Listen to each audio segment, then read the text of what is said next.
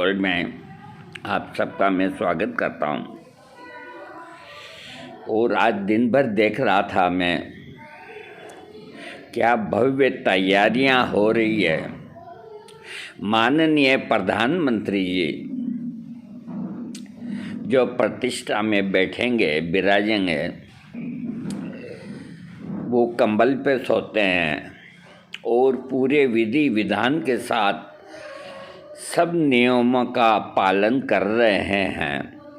ये एक बहुत ही गौरव की बात है कि हम कितने भाग्यशाली हैं जो प्रभु राम को उनके निवास पर विराजते हुए देखेंगे। संसार के अंदर जो गुरु होते हैं तो उनका स्थान जो होता है वो भगवान से भी बड़ा माना गया है, क्योंकि जो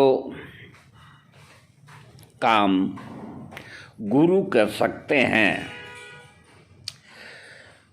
तो भगवान को करने की कोई तकलीफ देने की आवश्यकता ही नहीं। गुरु इतना बलवान होता है। गुरु चाहे कितना भी पढ़ा लिखा हो, चाहे बिल्कुल ही अज्ञान हो, गुरु गुरु ही होता है। उसमें सारी पावर भगवान की होती है। आज मैं आपको पहले भजन सुनाऊंगा एक, उसके बाद थोड़ा मैं आपको गुरु महिमा का वो समझाऊंगा। पहले भजन। साहिब लगता प्यारा फकीरा, साहिब लगता प्यारा, यानी कि जो साहिब हैं वो कितने प्यारे होते हैं। साहिब लगता प्यारा, ओ साहिब लगता प्यारा फकीरा, साहिब लगता प्यारा। घट में गंगा, घट में यमुना, घट में है हरिद्वारा, घट में है हरिद्वारा, साहिब लगता प्यारा फकीरा, साहिब लगता प्यारा, साहिब लगता प्यारा, ओ साहिब लगता प्यारा फकीरा, साहिब लगता प्यारा। घट में चंदा, घट में सूरज, घट में है 9 लाख तारा, घट में चंदा, घट में सूरज, घट में 9 लाख तारा,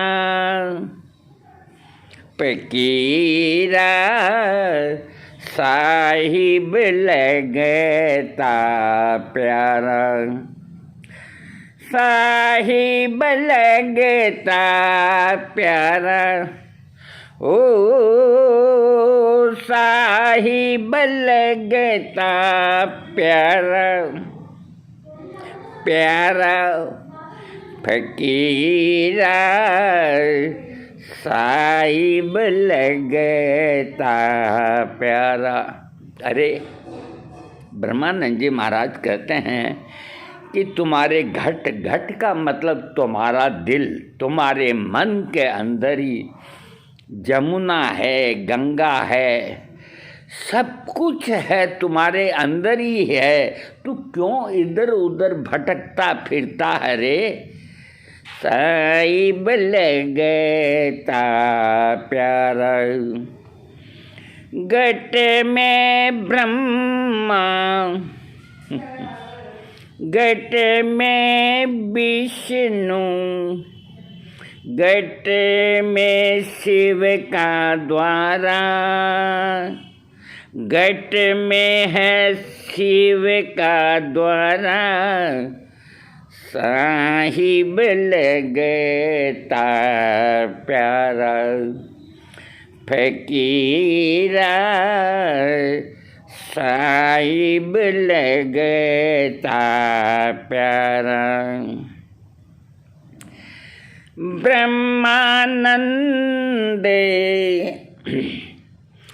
भजन कर बंदे, मिल जाए मोक्ष द्वारा। ब्रह्मानंद जी कहते हैं भगवान का भजन करो, मोक्ष मिल जाएगा। ब्रह्मानंद भजन कर बंदे, मिल जाए मोक्ष द्वारा, मिल जाए मोक्ष द्वारा, फकीरा साहिब लगता प्यारा, फकीरा साहिब लगता प्यारा, साहिब लगता प्यारा, ये साहिब लगता प्यारा, फकीरा साहिब लगता प्यारा। देखो आज बड़े बड़े जो मन के अंदर कुछ न कुछ अहम को नहीं त्याग पा रहे हैं, वो कहते हैं हम नहीं आएंगे, वो कोई कहता हम नहीं आएंगे रामलला के उद्घाटन पे। मैं पुरजोर हाथ जोड़ तहे दिल से उन सभी से मैं प्रार्थना करता हूँ कि इस वक्त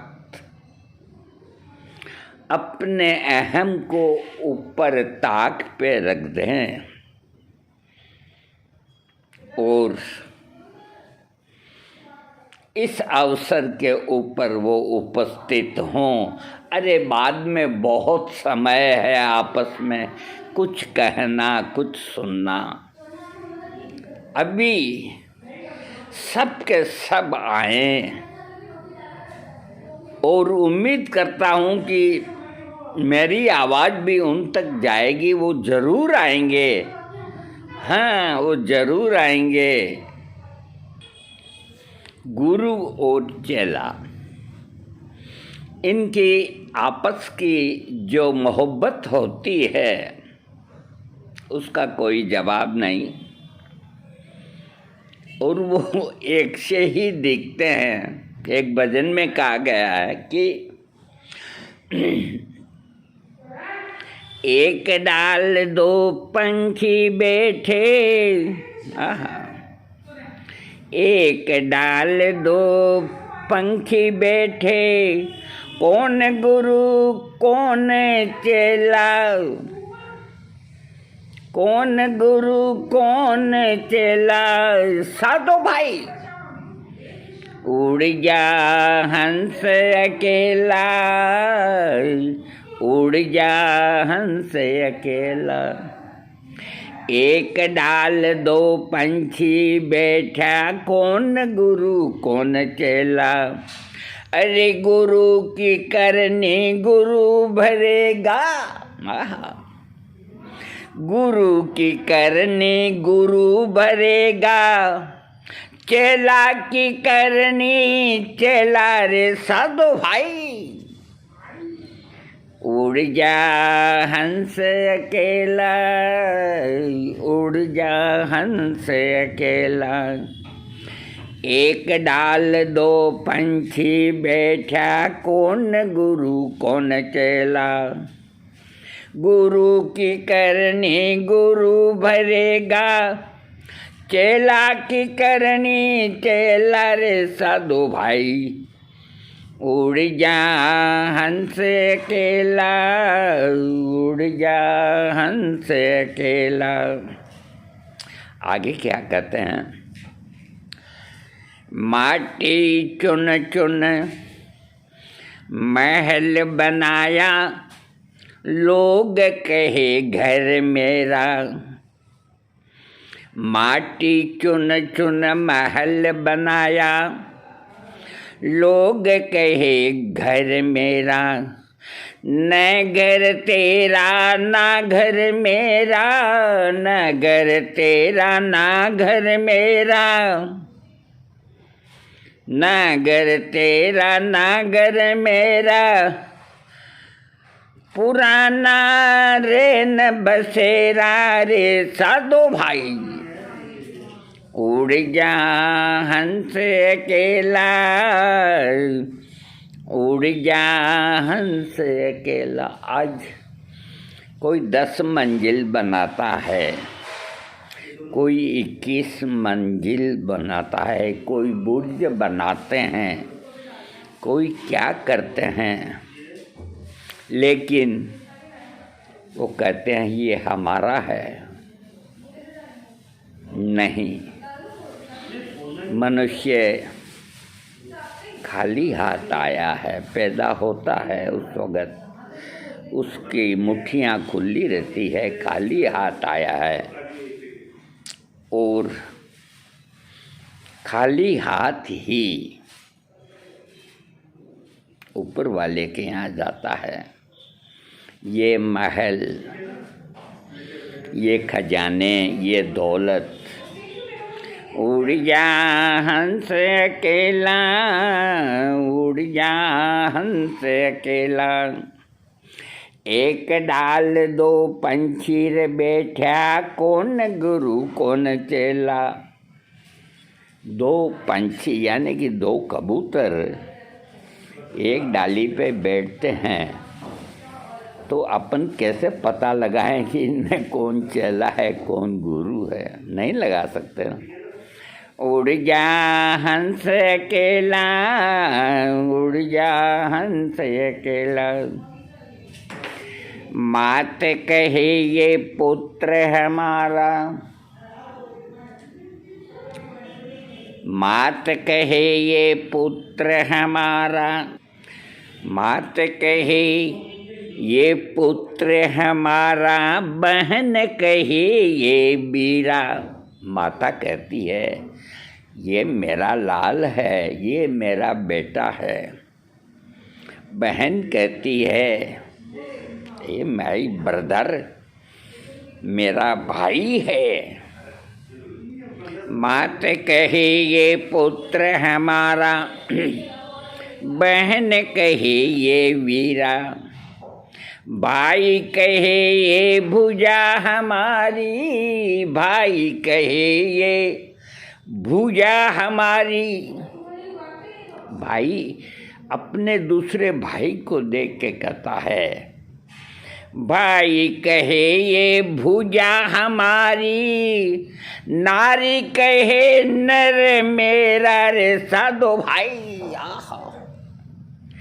उड़ जा हंस अकेला, उड़ जा हंस अकेला, ए उड़ जा हंस अकेला,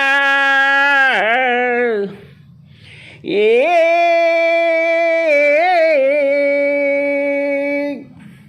उड़ जा हंस अकेला, उड़ जा हंस अकेला, उड़ जा हंस अकेला। पेट पकड़ के माता रोए, पेट पकड़ के माता रहे, पेट पकड़ के माता रोए, बुझा पकड़ के भाई। जब आदमी की मृत्यु हो जाती है, माँ बुरी तरह से पेट पकड़ के रोती है, भाई इधर उधर हाथ हिलाता है, रोता है।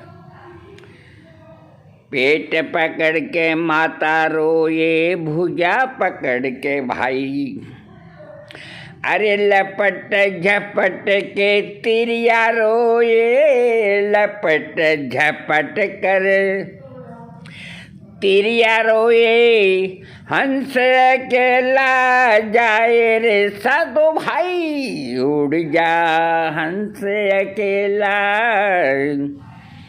उड़ जा हंस अकेला, ए उड़ जा हंस अकेला, ए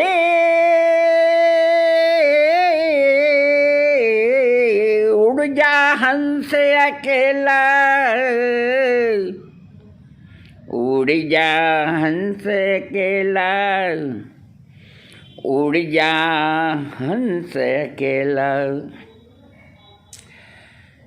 कोड़ी कोड़ी माया जोड़ी,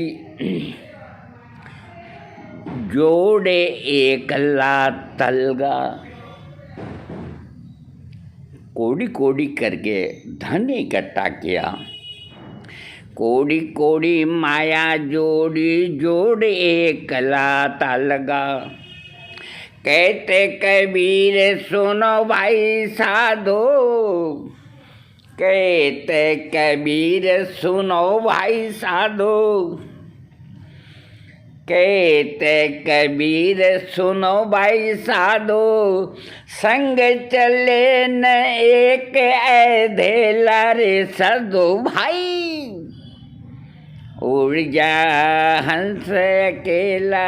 कबीर दास जी कहते हैं, तुमने झूठ साच बोल के कैसे कैसे करके रुपये इकट्ठे किए, तू साथ में एक ढेला यानी कि एक चाराने भी साथ नहीं ले जा पाएगा। संग चले न ढेला,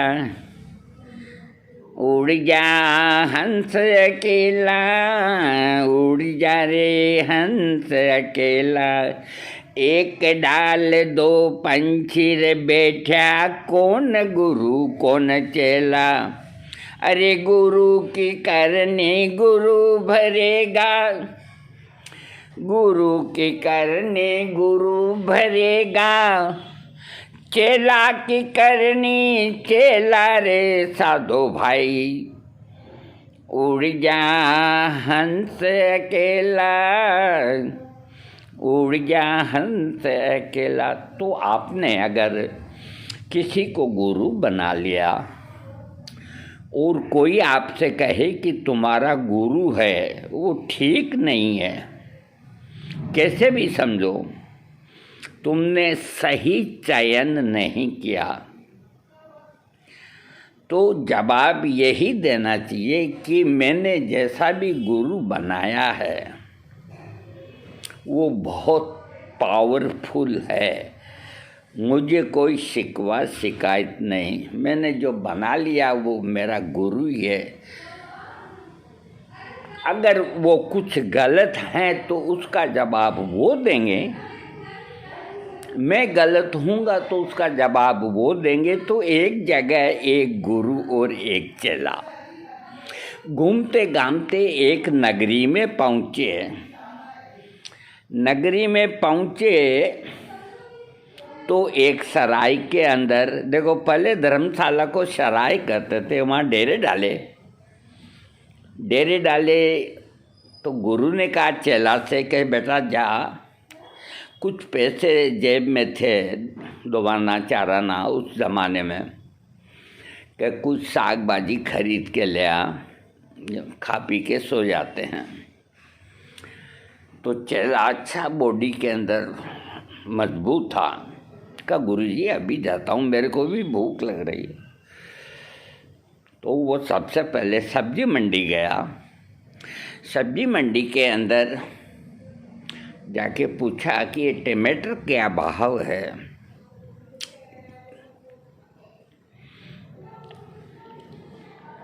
कि 4 आना किलो है। 4 आना किलो, कोई बात नहीं। फिर आगे बढ़ा,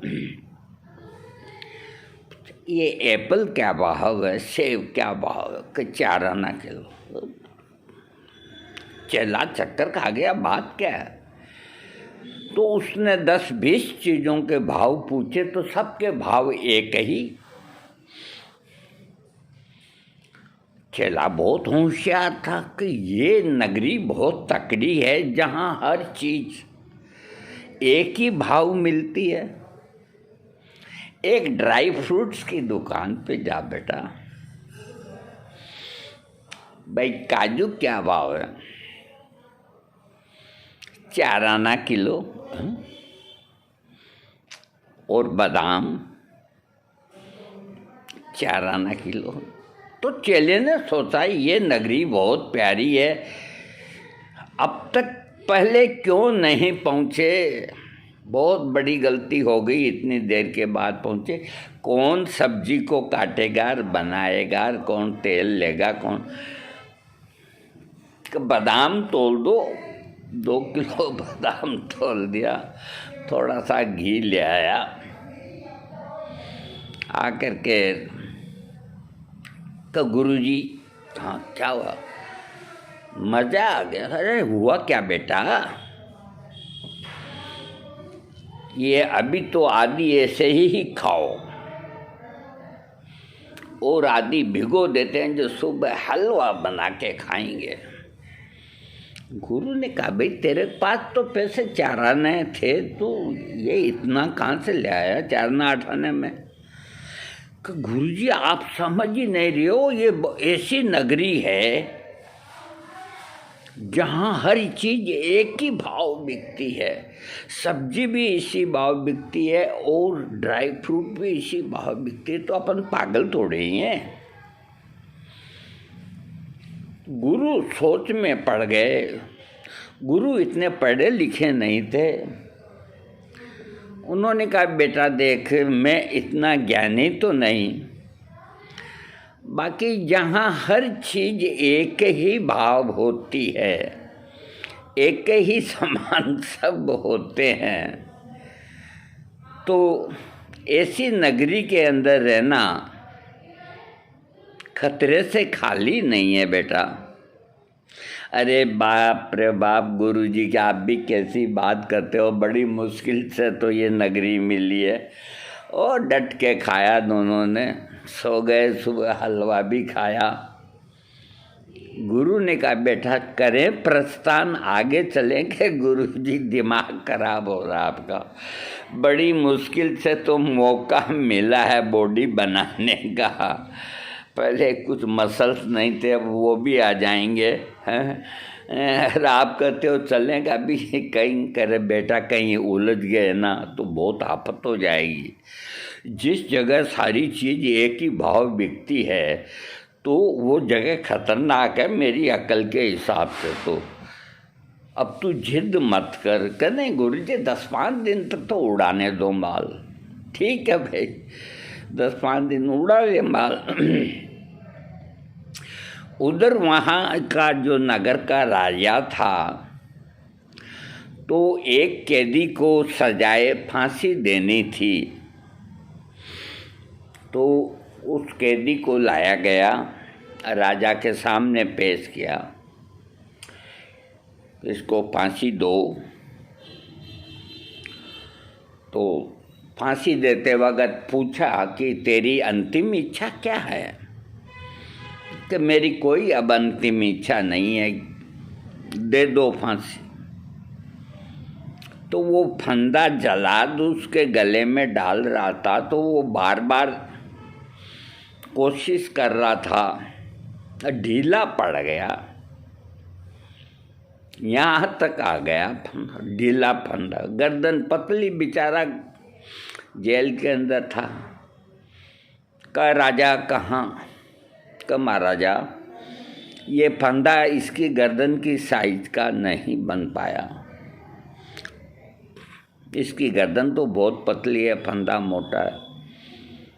कि ऐसा है? हाँ, कोई बात नहीं, इसको बिठा दो यहाँ, और अभी तुम जाओ जल्दी से, इस फंदे के लायक मोटी गर्दन वाला जो भी तुमको शहर के अंदर दिखे उसको पकड़ के ले आओ। तो 2-4 घुड़सवार और सेनापति फटाफट दौड़े, और वो चेला बॉडी बनाने के हिसाब से सुबह मॉर्निंग आके बाथरूम कहीं जा रहा था, हष्ट-पुष्ट था।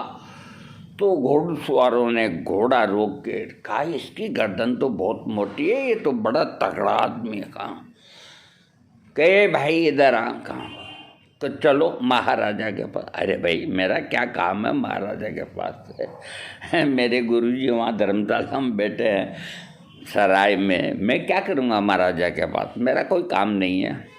कि नहीं, तुमको वहाँ जाने से पता लगेगा, चलते हो या मारते हैं कोड़ों की।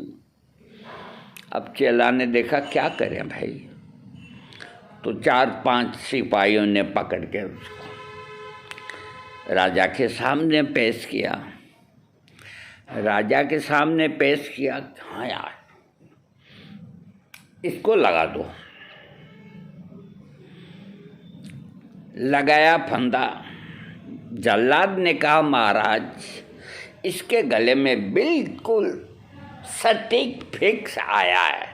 हाँ फिक्स आ गया। कहा पूछ लो इसकी अंतिम इच्छा और बटन दबा दो। चेले के हाव भाव देखो, आंसू आ रहे, अब मन ही मन रो रहा कि मर गए, अब कोई दुनिया का ताकत हमको नहीं बचा सकती, क्या करें क्या नहीं करें। जल्लाद ने कहा भाई कोई तुम्हारी अंतिम इच्छा है तो बता दो, नहीं तो हम अब शटर गिराने वाले हैं। चेले ने सोचा कि कुछ तो उपाय सोचें, तो कहा कि फलानी सराय में मेरे गुरुजी हैं कि मैं एक बार उनसे मिलना चाहता हूँ, आप उनको ले आओ। कि बस इतनी सी की इच्छा है तुम्हारी? हाँ बस इतनी सी की है। क्या भी लाते हैं। 4 सिपाही गए। गुरु महाराज बेचारे बैठे थे, सो के उठे थे थोड़ी देर पहले। उन चारों सिपाहियों को देख के मन में समझे कुछ न कुछ मामला गड़बड़ है। आज चला भी नहीं नज़र आ रहा, गया था काफ़ी देर हो गई। कि भाई क्या बात है? कि हम आपको लेने आए। भाई मेरा क्या काम है? कि इस तरह की बात है, आपका जो चेला है उसको फंदा बिल्कुल फिक्स बैठा है और उसने अपनी अंतिम इच्छा आपसे मिलने की जाहिर की है, क्योंकि आप उसके गुरु हों। हाँ वे गुरु हूँ, चलो हमारे साथ। अब गुरु मन में समझ गए कि मैंने बहुत समझाया था, माना नहीं, क्या करें क्या नहीं करें। उनका दिमाग काम करने लग गया अंदर का अंदर। थोड़ी देर में वहाँ पहुँच गए। अब चेले के आंसुओं से जमीन तर हो रही, गले में फंदा पड़ा। गुरु गए, गुरुजी मुझको बचाओ, गले लगाओ मेरे को, मैं जाने वाला हूँ। तो गुरु ने उसको गले लगाया और उसके कान में धीमी सी के कोई बात कह दी।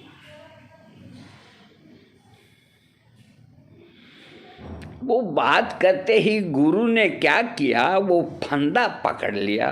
तो जल्लाद ने कहा, ये क्या करते हो?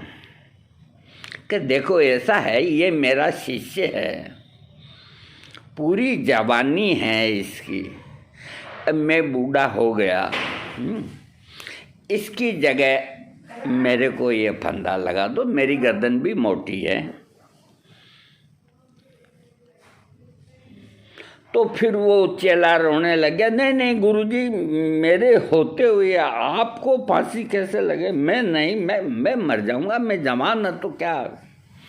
मैं अपने गुरु को, अब आपस के अंदर दोनों फंदों को पकड़ के वो कहता है कि मैं मरूंगा, वो कहता है कि मैं मरूंगा। तो राजा सोचने लग गया मामला क्या है। सेनापति को बुलाया करे, ये मरने के लिए आपस में झगड़ रहे हैं, मामला क्या है, इनको पूछो तो सही। तो सेनापति ने जाके पूछा कि भाई तुम आपस में क्यों झगड़ रहे हो? कि इसलिए झगड़ रहे हैं कि चेला कहता है मैं मरना चाहता हूँ, गुरु कहता है मैं मरना चाहता हूँ। अरे यार, मरना क्यों चाहते हो तुम, बात क्या है? तो गुरु ने कहा, बता दूं सत्य बात का, बता दूं कि अभी जो मुहूर्त आने वाला है, अभी 2 मिनट बाद ही, उस मुहूर्त के अंदर जिसकी मृत्यु होती है वो सीधा स्वर्ग लोक जाता है। तो ये मौका मैं क्यों हाथ से जाने दूँ? ये सोचता है कि ये मौका मैं क्यों हाथ से जाने दूँ, इसलिए हम झगड़ रहे हैं। जाके राजा से कहा, सेनापति ने कि ये बात, तो ये बात है कहाँ, कहीं दोनों को हटाओ, मैं चढ़ता हूँ फांसी। और निकाला फंदा, राजा खुद फांसी पे लटक गया। गुरु ने कहा चेले से, बेटे घर चलो। सराय में आए और अपने तड़ी तूमड़े कि चलो ऐसी नगरी में नहीं रहना, और वो वहाँ से रवाना हो गए। तो गुरु में कितनी पावर होती है कि फंदे पे लटकने वाला शिष्य उसको ऐन वक्त पे जाकर के बचा लिया। ये होती है गुरु महिमा। और इस भगवान श्री राम के अपने घर में विराजमान होने पर कई शिष्य आएंगे, कई गुरु आएंगे, तो जो सबसे बड़े हैं गुरु हैं तो वो कोई भी उनमें इतनी ताकत होती है, कोई अपने गुरु को कमज़ोर न समझे, अपने गुरु को शक्तिशाली समझें, क्योंकि उनके अंदर एक ईश्वरीय शक्ति होती है। गुरु ईश्वर के प्रतिनिधि होते हैं। गुरु कर देंगे, उसको कोई टाल नहीं सकता। यमराज की लकीर भी फेल हो जाती है। गुरु गुरु ही होता है। उसने कह दिया कि ये छूटेगा तो छूटेगा, इसलिए गुरु महान होते हैं। कहा भी गया है, गुरु गोविंद दोऊ खड़े, काके लागू पाएं, बलिहारी गुरु आपकी, गोविंद दियो बताए। अरे गुरुजी, आपकी वजह से मेरे को परमात्मा मिले, तो मैं पहले चरण किसके पकड़ूं? ये होती है गुरु महिमा। तो अयोध्या के अंदर खूब धूमधाम से भगवान राम लल्ला का दर्शन करें। अपने जो गुरु को साथ ले गए हैं उनको अपनी हथेली पे रखें उनकी सेवा करें, उनकी सब तरह की व्यवस्था करें। बोलो राजा राम की जय, बोलो बजरंग बली की जय।